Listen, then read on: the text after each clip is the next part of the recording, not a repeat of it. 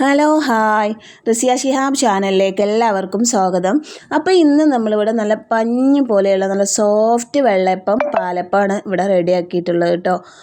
ഈ അപ്പത്തിലേക്ക് നമ്മൾ തേങ്ങ തീരെ യൂസ് ചെയ്യുന്നില്ല.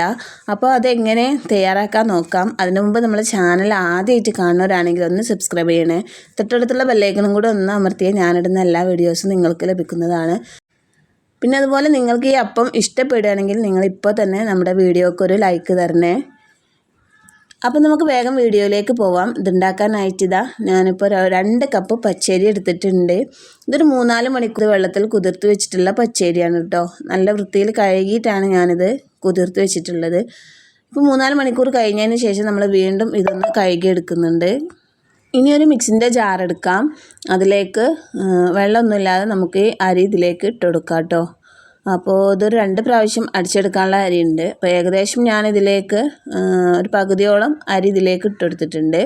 അതിനുശേഷം ഒരു 1/2 കപ്പ് ചോറ് ഇട്ടെടുത്തിട്ടുണ്ട്. ഇനി നിങ്ങൾക്ക് വേണമെങ്കിൽ അവൽ കുതിർത്തിട്ട് അത് വെള്ളം ഒഴിവാക്കി ഇട്ടെടുത്താലും മതിയാവും. പിന്നെ ഇതിലേക്ക് 1 ടേബിൾ സ്പൂൺ പഞ്ചസാര ചേർത്ത് കൊടുത്തിട്ടുണ്ട്. പിന്നെ ഇതിലേക്ക് ഒരു 1/2 ടീസ്പൂൺ ബേക്കിംഗ് പൗഡർ ഇട്ട് കൊടുത്തിട്ടുണ്ട്. അതിനുശേഷം നമുക്കിതിലേക്ക് വെളിച്ചെണ്ണ ആണ് ചേർത്തെടുക്കുന്നത്. നല്ല വെളിച്ചെണ്ണ നോക്കിയിട്ട് ഒരു 3 ടേബിൾ സ്പൂൺ വെളിച്ചെണ്ണ ഇതിലേക്ക് ചേർത്ത് കൊടുക്കുന്നുണ്ട്. നമ്മളിതിലേക്ക് തേങ്ങ ഒന്നും ചേർക്കാതെ ഉണ്ടാക്കിയെടുക്കുന്ന വെള്ളപ്പാണ്. അതിന് പകരമാണ് നമുക്കിതിലേക്ക് വെളിച്ചെണ്ണ ഒഴിച്ചിട്ടുള്ളത്. പിന്നെ ഇതിലേക്ക് കുറച്ച് വെള്ളം ഒഴിക്കുന്നുണ്ട്. കൂടുതൽ വെള്ളമൊന്നും ഒഴിക്കരുത് കേട്ടോ. കുറച്ച് വെള്ളം ഒഴിച്ച് നമ്മളിത് നന്നായിട്ടൊന്ന് അടിച്ചെടുക്കണം. അപ്പോൾ ഞാനിവിടെ നന്നായിട്ട് തന്നെ ഒന്ന് അടിച്ചെടുത്തിട്ടുണ്ട്. ഇനി ഇത് വേറൊരു പാത്രത്തിലേക്ക് മാറ്റാം. നല്ല കട്ടിയിലാണ് കേട്ടോ ഞാൻ അടിച്ചെടുത്തിട്ടുള്ളത്. ഈ ഒരു രീതിക്ക് തന്നെ നിങ്ങളും ഇതുപോലെ ചെയ്തെടുക്കുക. നമ്മളിതാ കയ്യിലൊന്ന് തോണ്ടിയെടുത്തിട്ടുണ്ടെങ്കിൽ ഇതുപോലെ ആയി കിട്ടും. നമ്മൾ അടിച്ച് നല്ലൊരു ഇങ്ങനൊരു തിക്നെസ്സിൽ നമുക്ക് കിട്ടുന്നതാണ്. അപ്പോൾ അതുപോലെ നിങ്ങൾ ചെയ്തെടുക്കുക. പിന്നെ ഞാൻ പറഞ്ഞല്ലോ കുറച്ചും കൂടെ പച്ചരി അതിൽ ബാക്കി ഉണ്ടായിരുന്നു. അതും ഞാനിതുപോലെ മിക്സിൻ്റെ ജാറിലിട്ടിട്ട് 1 ടേബിൾ സ്പൂണും കൂടെ വെളിച്ചെണ്ണ ചേർത്ത് കൊടുത്തിട്ടുണ്ട്. വേറെ ഒന്നും ചേർത്തിട്ടില്ല കേട്ടോ. ചോറൊന്നും ചേർത്ത് കൊടുത്തിട്ടില്ല. അപ്പോൾ ഉപ്പും ഇതൊക്കെ നമ്മൾ ആദ്യത്തേന് പാകത്തിന് ഒഴിച്ചു കൊടുത്തിട്ടുണ്ട്.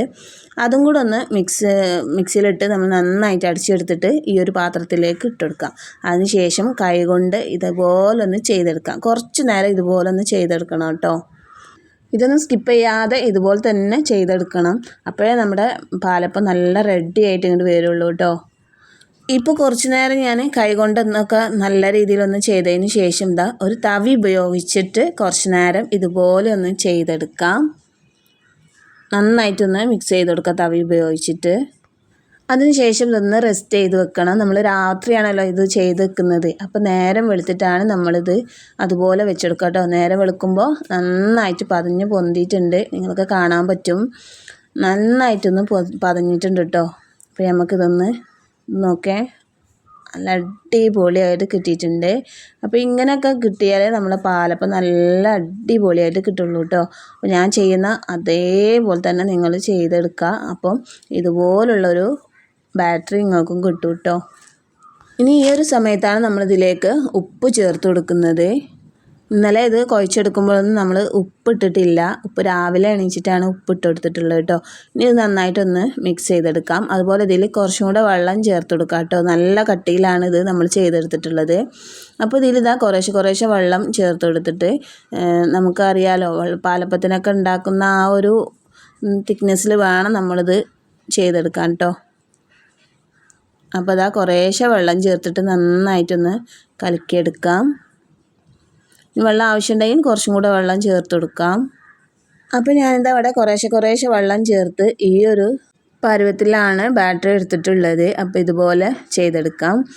അതിനുശേഷം ഒരു 10-15 മിനിറ്റ് വീണ്ടും നമ്മളിതൊന്ന് അടച്ച് വെക്കുന്നുണ്ട് കേട്ടോ. ആ ഒരു സമയത്ത് അപ്പം ഉണ്ടാക്കാനായിട്ട് ഒരു പാത്രം അടുപ്പത്ത് വെച്ചിട്ടുണ്ട്. ഇതൊന്ന് ചൂടായി കഴിയുമ്പോൾ നമുക്ക് ഇതിലേക്ക് കുറച്ച് ഓയിലൊന്ന് സ്പ്രെഡ് ചെയ്ത് കൊടുക്കാം. അതിനുശേഷം ഇതിലേക്ക് കുറച്ച് മാവ് ഒഴിച്ചു കൊടുക്കാം. ഇതൊന്ന് ചുറ്റിച്ചു കൊടുക്കാം. ഈ ഒരു സമയത്ത് നമ്മുടെ അപ്പത്തിൻ്റെ ചട്ടി നന്നായിട്ട് ചൂടാവാൻ പാടില്ല, എന്നാൽ തീരെ ചൂട് കുറവും ആവാനും പാടില്ല കേട്ടോ. പ്രത്യേകമായി ശ്രദ്ധിക്കണം. ഒരു മിതമായ ചൂടിലായിരിക്കണം നമ്മളിത് ചുട്ടെടുക്കേണ്ടത്. അപ്പോഴേ നമ്മൾ പാലപ്പം അതും റെഡിയാവുള്ളൂ കേട്ടോ.